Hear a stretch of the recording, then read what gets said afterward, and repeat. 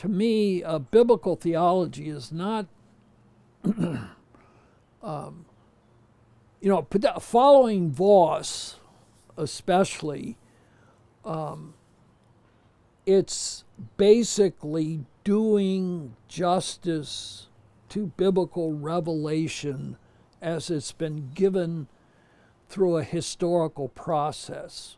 In other words, the Bible is a record of the history of special revelation. Its own production is part of that history.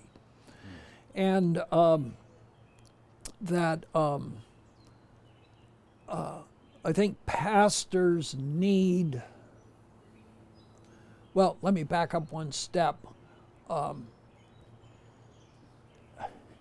If you're going to preach, maybe I could put it this way. If you're going to preach, you better exegete. Yep. You could paraphrase Paul. He says in 2 Thessalonians, if you don't work, don't eat. You could say, if you don't exegete, don't preach. But so then the issue is how do you exegete? What is sound exegesis? And that's where I prefer the adjective biblical-theological to the noun nominative expression biblical theology. That it's basically a methodology of sound exegesis. That biblical theology is not really an alternative discipline to, say, systematic theology. Right.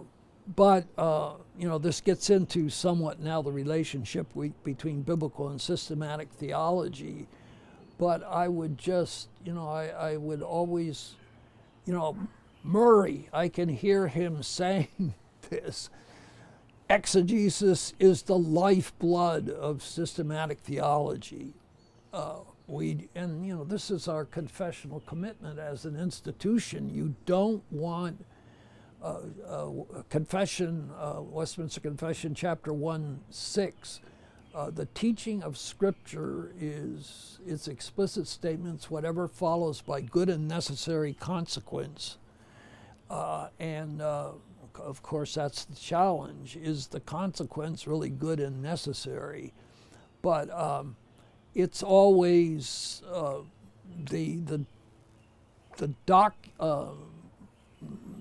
doctrinal wholeness, the overall teaching, the unified teaching of Scripture, which is what we attempt then to capture in confessional statements and also in systematic theology.